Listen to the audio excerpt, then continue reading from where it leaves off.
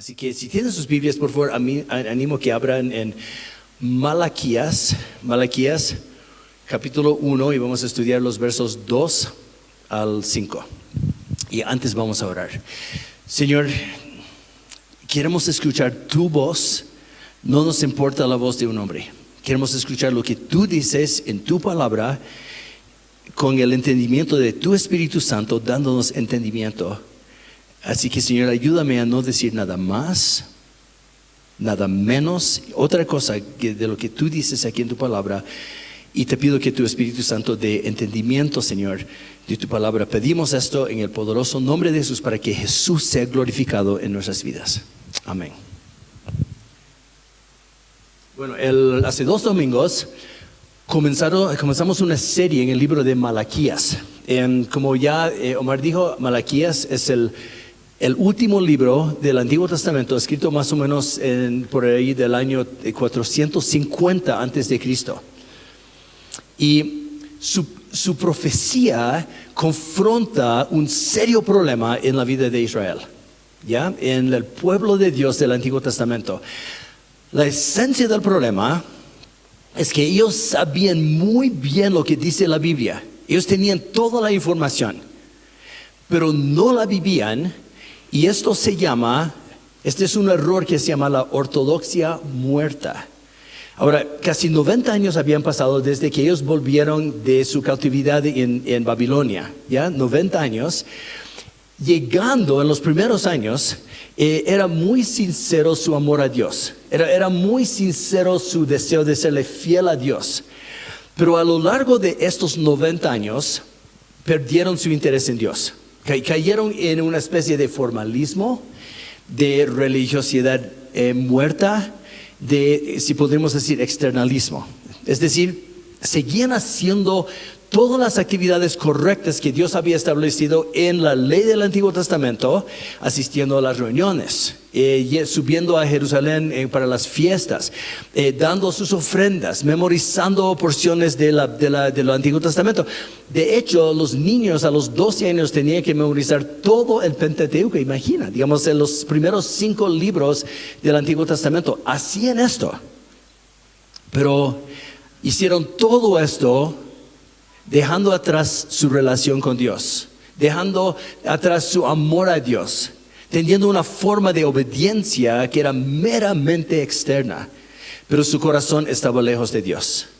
Su corazón estaba lleno de otras prioridades, de otros intereses.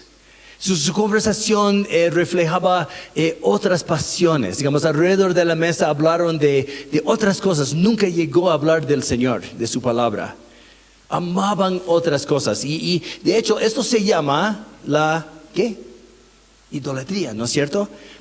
Y la idolatría siempre entristece el corazón de Dios y trae su ira. Hace dos domingos, ¿se acuerdan que Juan dio el ejemplo del padre cuyo hijo se metió en drogas y alcoholismo y tiene su amor para con su hijo lo lleva a ira porque lo ama tan apasionadamente que tiene tanto enojo e ira en contra de las cosas que está destrozando su vida.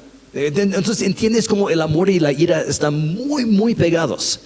¿Ya? Es con este corazón de amor que Dios confronta a su pueblo mediante el profeta Malaquías, porque las cosas no estaban bien en sus vidas, en sus matrimonios, en sus familias, en el rumbo de sus vidas. Y Dios ruega que vuelvan a Dios, que vuelvan al amor de Dios. Entonces este corazón de Dios es el mismo corazón que Él tiene hacia nosotros cuando nos apartamos de Él. Cuando empezamos asistiendo a las reuniones por nada más que costumbre. Cuando damos nuestras ofrendas para quizás impresionar a la gente. Cuando cantamos sin pensar en Dios. Sin pensar en lo que estamos cantando. Lo que Dios busca es nuestro corazón sincero. Lo que Dios busca es nuestro amor. ¿Te das cuenta que los israelitas en el tiempo de Malaquías tenían el mismísimo problema que los israelitas en el tiempo de Jesús, cuando Jesús les confrontó con tanto amor y tanta tristeza, diciendo que ellos honraban a Dios con sus labios, pero sus corazones estaban lejos de Dios. Entonces es lo que vemos aquí. Lo que Dios busca son adoradores que adoran a Dios ¿en qué? En espíritu y en verdad. Eso que Jesús dice, ¿no? Eso significa que Dios odia toda hipocresía.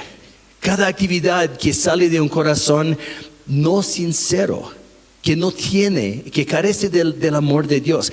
Dios resiste cada ritual externo que carece de un corazón de amor a Él. Entonces Dios a través de Malaquías los llama a volver a Dios.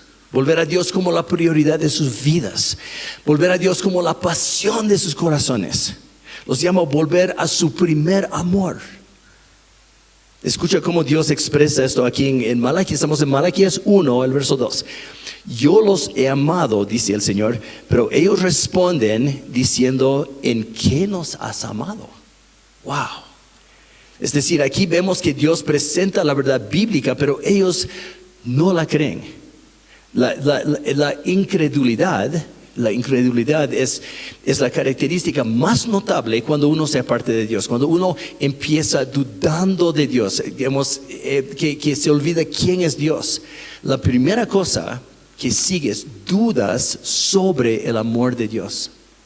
¿Ya? Esas dudas no corregidas llegan a ceguera espiritual, llevan a cosas como desobediencia, una vida que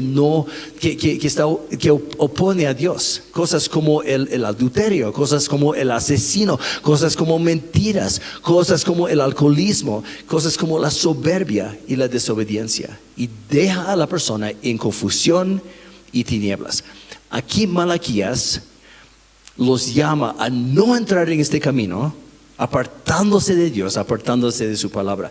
Así que espero, mi oración es que veas la seriedad de esta advertencia de Malaquías 1 para tu propia vida. Porque aquí tú y yo tenemos el mismo peligro. Si quieres vivir una vida firme en Cristo y terminar bien la carrera de la vida cristiana, hay que entender, hay que vivir también la verdad esencial que Dios establece aquí en Malaquías 1, 2 al 5, que es entendiendo y apreciando y confiando en el asombroso amor de Dios, es lo que nos permite edificar una vida sobre el fundamento correcto, nos permite caminar en la dirección correcta y nos permite apuntar al destino correcto. Es lo que Dios está diciendo aquí. Entonces veremos lo que Dios dice en cada uno de esos puntos, que es cuando comprendemos y confiamos en el asombroso amor de Dios, que vamos a poder edificar nuestra vida sobre el fundamento correcto de Dios. ¿Ya? Aquí en el verso 2, Dios dice, yo los he amado. Ellos responden, ¿en qué nos has amado, Dios? Aquí Dios presenta su verdad bíblica y la actitud es ¿qué? Cinicismo, dudas. Hermanos en Cristo, solo conoceremos la verdad de Dios en la Biblia. Es por eso que es tan importante que tú y yo leamos la Biblia todos los días. Para entenderla, para vivir lo que dice, necesitamos tú y yo todos los días estar estudiando la Biblia y que eso sea el patrón y la convicción de nuestra vida diaria. No olvidemos cómo el profeta Isaías comenzó el libro, porque en el verso 1 Malaquías anuncia que tiene un mensaje importantísimo de parte de Dios. Ahora, antes de entrar en los detalles de este mensaje que vamos a hacer en esta mañana, quiero primero que entendamos cuál es el rol del profeta de la Biblia, el profeta del Antiguo y Nuevo Testamento. Dios escogió a sus profetas para presentar su verdad, sus pensamientos a las personas. La Biblia en su totalidad es la sagrada escritura de Dios. Es lo que Dios inspiró, es lo que Dios nos dio para guiar nuestras vidas, y Dios dio este mensaje a sus siervos, escogió a personas, sus siervos, para escribir las palabras que están aquí. Toda la Biblia, estos 66 libros que compone el Antiguo y Nuevo Testamento, es el mensaje, la verdad de Dios. La Biblia es el único fundamento, la única base, la única autoridad para el cristiano en cuanto a nuestra fe. Nos enseña cómo entrar en una relación con Dios. Nos enseña cómo andar en la vida cristiana. No se puede conocer a Dios, no se puede ser salvo, no se puede caminar en Cristo aparte de este libro.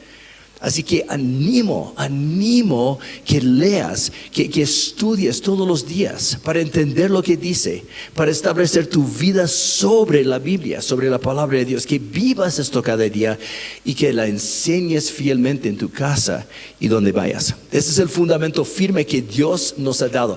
Esta es su palabra.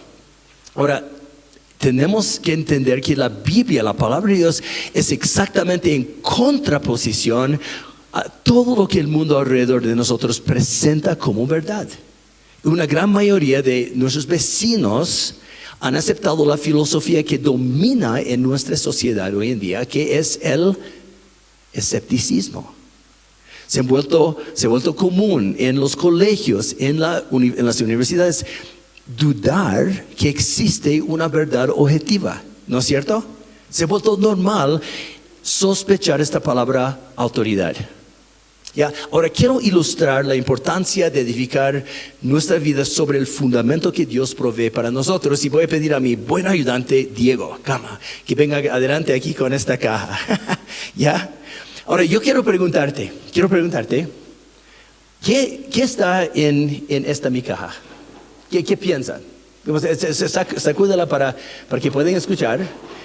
Quiero que tomes tu boletín y que en algún lugar en tu boletín anotas lo que tú crees está, digamos, dentro de mi caja. Por favor, animo que lo hagas. Digamos, ayúdame en esto, por favor. Anota lo que tú crees que podría estar en mi caja. ¿Ya? Solamente anótalo. ¿Está bien? Toma un segundito para anotar tu opinión, tu idea de lo que podría estar dentro de la caja. Ya, ahora, si te das cuenta, lo que tú has escrito en tu hoja, si lo has hecho, es tu opinión. En realidad, nuestra opinión no tiene mucho valor, porque solo es nuestra opinión. Lo que importa es la verdad de lo que está dentro, ¿no es cierto?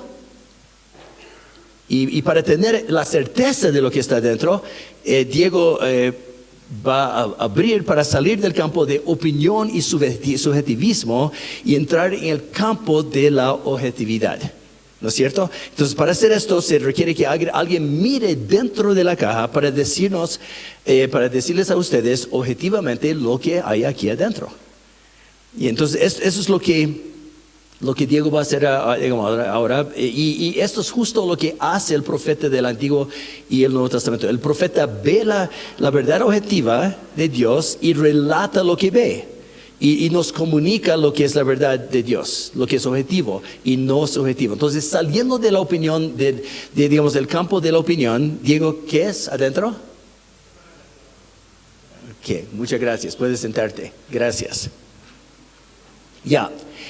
Hermanos, este es el rol del profeta de la Biblia, ¿ya? El profeta de la Biblia ve lo que está en el corazón de Dios, en la mente de Dios, y nos relata la verdad de Dios, ¿ya? Malaquías en este libro, digamos, ve, digamos, lo que Dios dice en su mente, en su corazón, y comunica en las palabras de este libro lo que Dios ve, y lo que Dios ve dentro de las vidas de las personas, las fallas, los pecados de las personas en Israel, y Él comunica. Ese es el rol del profeta. ¿Está bien? Entonces, ¿entiendes que la Biblia es la instrucción, la verdad de Dios para nosotros? Es el único fundamento sobre el cual podemos edificar una vida que vale la pena, una vida sólida en Cristo. Aquí tienes en tus manos la revelación de Dios, la verdad objetiva de Dios.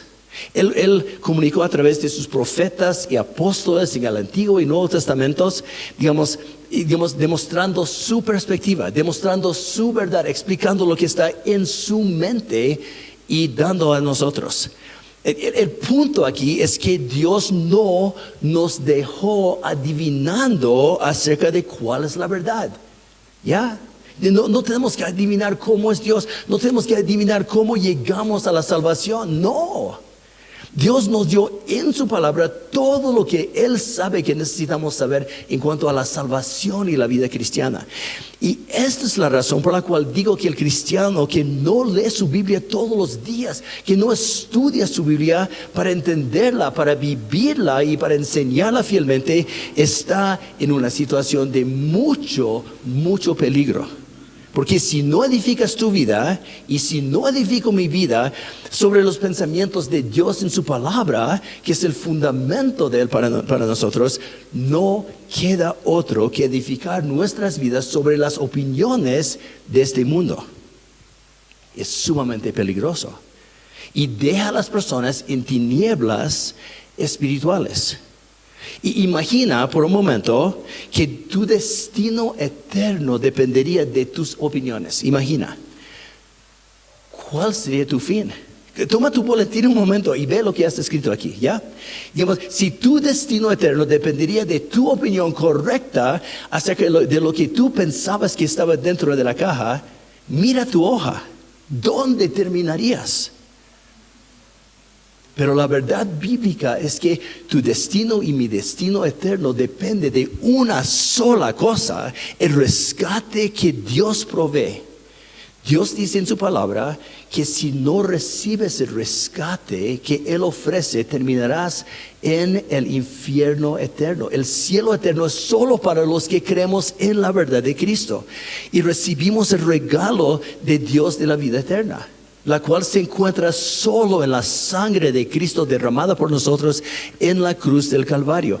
La verdad objetiva, lo que dice la Biblia, es que tenemos que recibir personalmente el rescate de Cristo para el perdón de nuestros pecados. Rescate espiritual es lo que Jesús logró cuando derramó su preciosa sangre en la cruz del Calvario y murió por ti y murió por mí.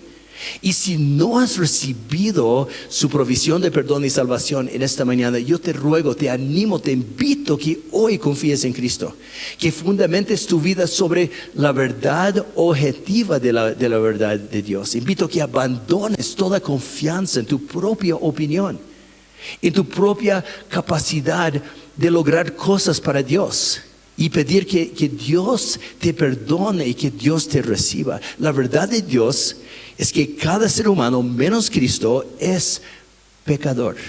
Y esto nos pone bajo la justa condenación del santo Dios. Nuestra única esperanza para escapar de la ira de Dios y el infierno eterno es el rescate que Dios provee en Cristo. Y esta salvación es el regalo de Dios para cada persona que entiende y que reciba, digamos, por la obra de Dios en ti. Y toma una decisión, digamos, de confiar, de creer en Cristo. Esta es la decisión más importante de tu vida porque tu destino eterno depende de esta decisión. Así que animo que hoy recibas la salvación que Cristo te ofrece. La importancia de basar tu vida en la Biblia y no en tu propia opinión es que solo la Biblia es la verdad que te hará libre. Es lo que Jesús dijo. Ese es el fundamento firme y eterno que Dios en su gracia ofrece para edificar una vida sólida. Ese es el fundamento. Entonces, en su asombroso amor, Dios provee el fundamento firme para vivir la vida cristiana. También su asombroso amor nos da la motivación correcta para vivir la vida cristiana. Vean aquí lo que dice otra vez el verso 2. Yo los he amado, dice el Señor, pero ustedes dicen, ¿en qué nos has amado? Ahora escucha la respuesta de Dios a esta pregunta. ¿No era Esaú hermano de Jacob? Declara el Señor. Sin embargo, yo amé a Jacob y aborrecí a Esaú. Wow.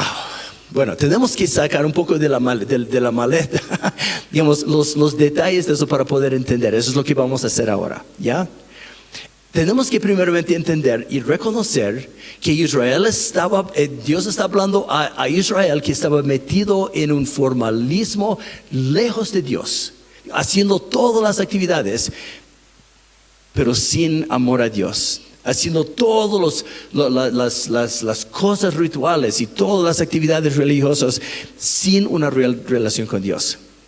Ellos no amaban a Dios, ellos no veían su necesidad de leer la Biblia. Eran como muchos que asisten a las iglesias hoy en día, que dan sus ofrendas, que cantan canciones sin pensar en lo que están cantando, que nunca leen sus Biblias, y sus conversaciones alrededor de la mesa en la casa es todo menos Cristo y la Biblia. Y todo esto demuestra que su corazón está lejos de Dios. Quisiera animar, rogar que tomes un momento en el silencio de tu propio corazón para pensar en tu propia vida en esto. Cuando entraste aquí en esta mañana, ¿meditabas en cuánto Dios te ama? ¿Meditabas en cuánto amas a Dios? Tu mente estaba enfocada en lo que cantabas y tus labios expresaron la realidad de tu pasión para con Cristo. Aquí Dios afirma a su pueblo: yo te he amado. Yo te he amado, dice Dios. Pero ellos no creen lo que Dios dice. ¿Te das cuenta que entre las palabras más severas de Dios en toda la Biblia son sus palabras a la iglesia de Éfeso, que habían perdido su primer amor? En Apocalipsis 2, practicaban las actividades religiosas correctas, pero ausente un amor a Dios. Ahora te hago otra pregunta. ¿Esto te hace temblar? Te hace temblar porque Isaías dice, digamos, a este miraré, al que es humilde y contrito de espíritu y que tiembla ante mi palabra. A este miraré. ¿Conoces, experimentas lo profundo de lo alto y lo ancho del amor de Dios de una forma que te hace temblar?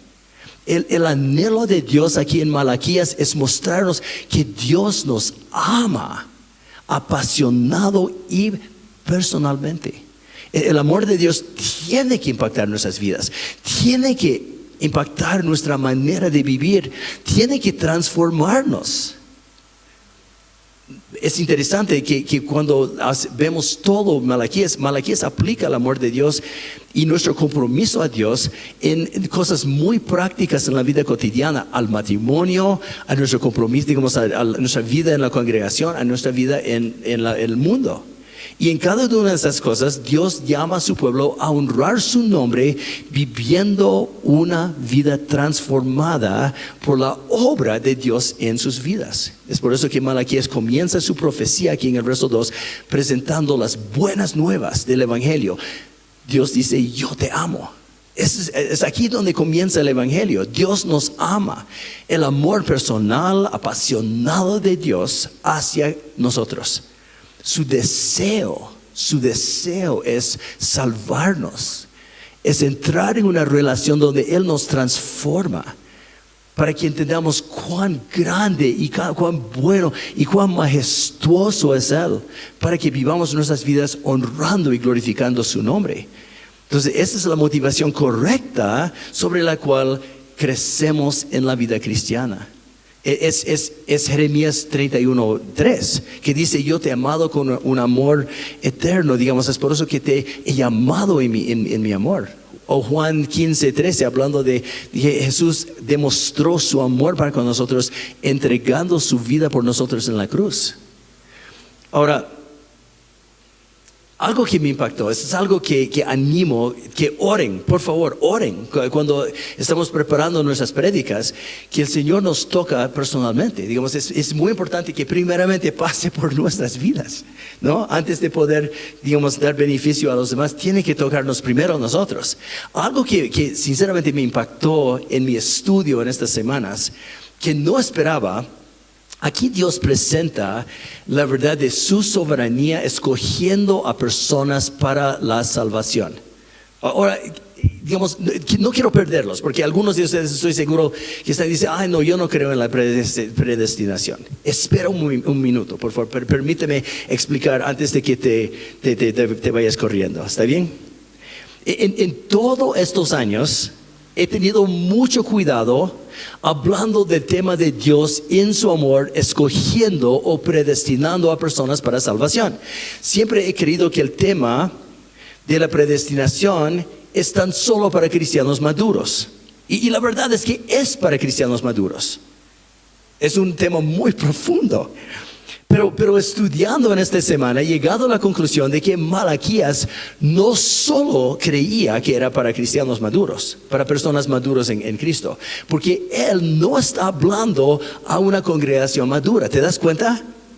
Él está hablando a personas mundanas que andaban en la pereza y el escepticismo y la indiferencia y la desobediencia a Dios y el adulterio. Y a esas personas Malaquías predica la verdad de Dios en su amor, escogiendo a personas para la salvación. ¿Por qué lo hace? Bueno, estudiando esto hemos llegado a la conclusión que Dios presenta esta verdad no solo para el confort y el ánimo y el coraje a los maduros, que realmente es para nosotros, sino también para choquear la pereza y la ligereza de cristianos descuidados cuya idea del amor de Dios nunca les hace temblar, sino que les hace disculpar su propio pecado, pensando que pueden entrar en la presencia de Dios, es decir, entrar en la iglesia sin pensar en Dios, o que van a entrar en el cielo sin amar a Dios. Espero que esto me lleve a mí a anunciar con más coraje esta verdad bíblica, tanto a cristianos maduros, como son muchos de ustedes, como a otras personas que están en la misma condición triste de los israelitas. Ahora, cuando Dios dice aquí en el verso 2 que Él los ama, ¿cómo responden los israelitas? Ya hemos visto, cínicamente dicen, Dios, ¿acaso nos amas? Quiero que te hagas un autoexamen en ese momento. ¿Cuál es tu respuesta a esta misma pregunta sobre el amor de Dios en tu propia vida? ¿Crees que Dios te ama? ¿O has tenido tanta dificultad en este último año que ha entrado en tu corazón un tipo de escepticismo acerca de Dios y de su amor, dudando que Él te ama, o dudando que Él tenga buenas intenciones para ti, como en el caso de los israelitas? ¿Ha sido tu tentación pensar como ellos, Dios, yo no siento tu amor hacia mí? Debe haber algo de esto en cada uno de nosotros. Debe haber. Y esa es la importancia de que tú y yo leamos la Biblia todos los días para combatir estas mentiras con la verdad de Dios y edificar nuestra vida sobre la verdad del Señor. Porque si tú y yo no permitimos que la Biblia nos oriente y que guíe nuestra manera de pensar, vamos a inclinarnos hacia la opinión humana, vamos a caer perdiendo la perspectiva de Dios y nuestra confianza en Él. Es un hecho. Hay un solo fundamento confiable en este mundo, es Cristo, el camino, la verdad y la vida. Él es nuestro fundamento, Él es nuestra fuente de motivación, es su amor que nos lleva a confiar en Él. Ahora, quiero que veamos cómo Dios responde al escepticismo, digamos, a estas dudas de Israel. Responde dando esta respuesta. Ahora, tienes que pensar, porque lo que voy a hablar es un poco profundo. Entonces necesitas realmente pensar, necesitas estar conmigo consciente de lo que estamos viendo. Dios dice esto: no era Esaú hermano de Jacob, declara el Señor. Sin embargo, yo amé a Jacob y aborrecí a Esaú. Ahora, ¿por qué crees que Dios respondería de esta manera? Diciendo, no era Saúl hermano de Jacob, sin embargo, yo amé a Jacob y aborrecí a Saúl. ¿Por qué? Bueno, la respuesta se encuentra en esta pequeña palabra que encontramos aquí en el verso 2, la palabra hermano. ¿No era Esaú hermano de Jacob? Ahora, ¿por qué Dios apunta al hermano de Jacob para afirmar su amor. Porque Dios sabe que en esta palabra está la clave para poder entender la esencia de su amor para con nosotros. Dios está recordándoles que Esaú era hermano de Jacob. Cada israelita sabía este hecho desde casi su nacimiento, ¿no? Ellos sabían que Esaú no solo era el hermano de Jacob, sino era su hermano gemelo, concebido en el vientre de Rebeca por su padre Isaac. Jacob y Esaú no eran como los hijos de Abraham. ¿Te das cuenta? Isaac e Ismael tenían diferentes madres, una de las cuales ni siquiera era israelita.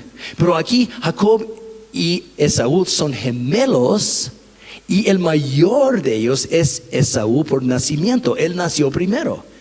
Y eso significa que por derecho Esaú debía haber recibido la herencia y la bendición de su padre Isaac. ¿Entiendes lo que Dios está diciendo con su respuesta?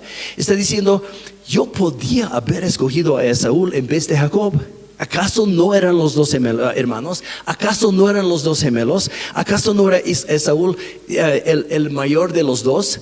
Pero yo escogí a Jacob, el padre de Israel, y no a Esaú, el padre de los edomitas.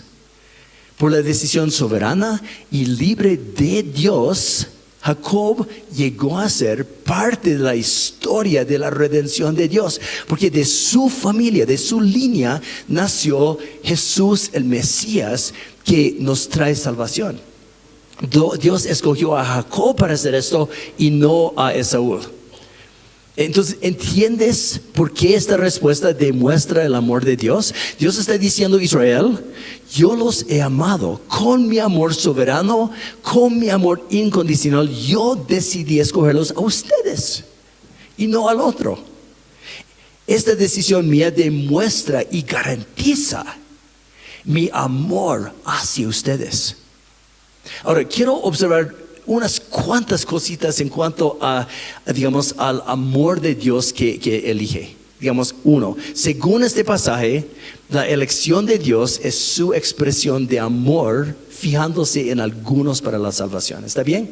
¿Ya? Entonces, digamos, el amor de Dios específicamente es Dios escogiendo algunos para salvación. En este contexto, la palabra amor describe la postura de Dios, habla específicamente de su decisión. ¿Está bien? Habla de una decisión. No está hablando de su afecto hacia las personas. Ojo. ¿Qué? La palabra odio en ese contexto significa pasar por alto a las personas en términos de la salvación. Y digamos, aquí vemos algunas características de Dios. El amor incondicional.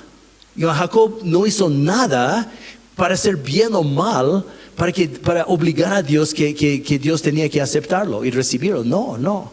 Eso pasó antes. La decisión fue tomada antes de su nacimiento. Él no estaba obligado a recibir a Jacob. Dios decidió soberanamente hacer esto. Y vemos la cualidad gratis del amor de Dios. Esa es la expresión de su gracia infinita, la cual no se puede comprar, no se puede merecer. ¿Jacob acaso merecía el favor de Dios? No, era mentiroso, era ladrón. Antes de él, Abraham merecía el favor de Dios. No, había sido idólatra viviendo en Mesopotamia. No merecía la bondad de Dios, no merecía nada, pero Dios lo escogió para que de su línea nazca el Mesías Jesús, quien proveyó salvación para ti y para mí, para el mundo que Dios ama tanto. Entonces, si tú le preguntas a Dios, ¿cómo me has amado? ¿Puedes expresar la respuesta bíblica? Obviamente hay muchas evidencias del amor de Dios en él, muchas evidencias, un montón de evidencias. Todos los días, digamos, lo que comemos y lo que vivimos y lo que, digamos, en cada día hay montones de expresiones del amor de Dios hacia nosotros. Pero una de las más fundamentales evidencias del amor de Dios es el hecho de que Dios nos ha escogido para salvación. Pensando en la gracia de Dios salvándote te lleva alabar a Dios? ¿Te lleva a temblar pensando en lo que era antes, cuando eres todavía enemigo de Dios y Dios te llamó y derramó su preciosa sangre para rescatarte, cuando todavía estabas en tu pecado y yo en mi pecado? ¿Entiendes que tu elección no es porque has sido bueno? No es porque porque alguien hizo algún ritual religioso sobre tu cuerpo. No es porque has hecho suficiente, actividad religiosa. No. Y saber esta gracia de Dios en nuestra vida pone firmeza y pone confianza en la seriedad de nuestra salvación. Y pone certeza en cuanto a nuestro futuro en el cielo. Porque es Dios quien logró la obra de salvación. No dependía de mí. Si dependería de mí, realmente yo podría perderlo. Pero depende de Dios, de la decisión de Dios. No somos salvos por nuestra obra. No somos salvos por nuestro propio esfuerzo. Jesús dice, nadie viene a mí a no ser que el Padre lo llama. Entonces espero que esta verdad te anime en tu amor a Dios y tu confianza en Dios. Bueno, la otra pregunta que surge aquí es, ¿cómo entendemos entonces esta decisión en cuanto a Esaú? Digamos que Dios no lo escogió. Quiero que leamos los versos 3 y 4. Estamos en Malaquías 1, los versos 3 y 4. Dios explica su decisión de no entrar en una relación con Dios. Dice, yo amé a Jacob y aborrecí a Esaú, e hice de sus montes desolación y de su heredad a los chocales del desierto. Aunque Edom dice, Edom son los hijos de Esaú, ¿no? Aunque Edom dice, hemos sido destruidos, pero volveremos y edificaremos las ruinas. El Señor de los ejércitos dice así, ellos edificarán, pero yo destruiré. Y los llamarán territorio impío y pueblo contra quien el Señor está indignado para siempre. Pablo en Romanos 9 cita ese pasaje para explicar la doctrina de la elección de Dios en nuestras vidas. Quiero simplemente decir 3 cosas sobre la decisión de Dios de no escoger a Esaú. En primer lugar, esta decisión de Dios no indica una falta de afecto hacia Esaú. Simplemente es su decisión de no escogerlo para la salvación. En los versos 3 y 4, en segundo lugar, vemos la característica más notable de los descendientes de Esaú, que es el rechazo, la postura permanente de rechazo y resistencia contra Dios, prefiriendo una vida de pecado, la cual siempre trae la ira de Dios. Y en tercer lugar, acerca de este camino perdido que los descendientes de Esaú escogieron, observa aquí el verso 4, que Dios los llama un país malvado porque están en un camino que rechaza a Dios. Y en todo esto hay un gran, enorme misterio. Porque lo que entendemos de toda la Biblia, si Esaú o sus descendientes se hubieran arrepentido de su pecado, plenamente, ciertamente Dios los habría perdonado y recibido. Sin embargo, ellos tomaron una decisión firme y constante en contra de Dios, de resistir a Dios, de odiar a Dios. Entonces vemos que solo se puede edificar una vida sólida en Cristo, viviendo la verdad de la palabra, motivado por el amor de Dios y finalmente apuntando el destino correcto, el destino de Dios. Bueno, que Dios expresa aquí en el verso 5. ¿Cuál es este destino correcto? Dice, sus ojos lo verán y ustedes dirán, sea engrandecido el Señor más allá de la frontera de Israel. Wow. Sea engrandecido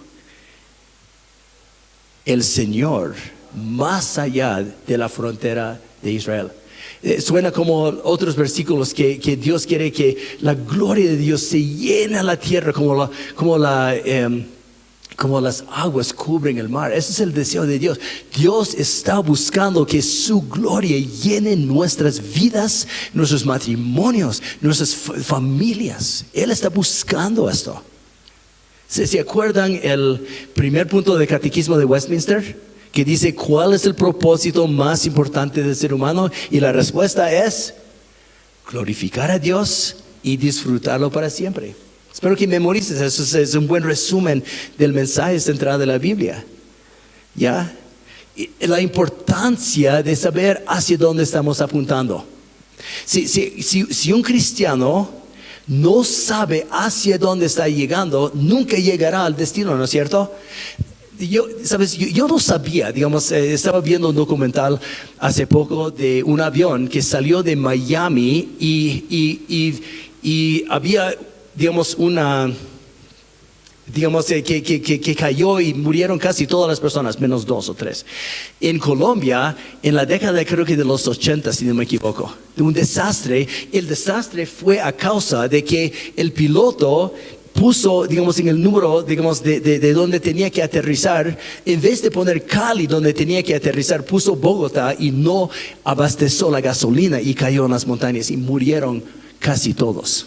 Horrible. Si nosotros no sabemos cuál es el destino de Dios para nosotros, no vamos a llegar al destino. El destino es glorificar a Dios y disfrutarlo para siempre. ¿Sabes por qué Dios escogió a Israel? ¿Entiendes esto? Dice que en el Antiguo Testamento dice en varias ocasiones, no los escogí porque eran tan numerosos, porque eran tan buenos, porque eran tan fuertes. Dice, yo los escogí para que el mundo vea cómo es Dios. Es por eso que estableció el templo en Israel, para que el mundo venga para ver cómo es Dios. Y la reina de Sabá llegó y dijo, wow, veo que Dios es amor, veo que Dios es puro, veo que Dios es grande. El mundo tiene que ver a los israelitas, ver a Israel y concluir, wow, ahora entendemos quién es Dios. Vemos que Dios es santo, vemos que Dios es amable. Pero al final del Antiguo Testamento, ¿qué concluyeron el mundo llegando a Israel? Viendo a Israel concluyeron, wow, Dios no es santo. Ellos están adorando ídolos. Dios no es amor, no vemos ningún amor aquí. Dios no es muy grande, ellos están siempre derrotados. No vieron un cuadro correcto de quién es Dios. Y llegó el momento que Dios tomó la decisión de cortar el árbol. Y dice que injertó en el tronco una plantita que es la iglesia de Cristo, que somos nosotros. Ahora te pregunto, ¿por qué Dios escogió la iglesia? Escogió la iglesia para que el mundo, viéndonos a nosotros, concluya, veo en su familia, wow, veo el amor de Dios. Yo ahora entiendo que Dios es amor. Veo en ella la santidad, digamos, una vida realmente recta y correcta. Entiendo ahora que Dios es santo, que Dios es correcto. Veo que Dios es puro, veo que Dios es amable. Y hermanos, ¿qué es lo que el mundo está concluyendo de Dios en nuestras vidas? Cuidado, dice Romanos, y hasta la última parte de Romanos, cuidado. Hay que andar con temor, con seriedad, que el mundo realmente, digamos, el mundo vea en nosotros la vida de Dios, quién es Dios, y que esté atraído a Dios, que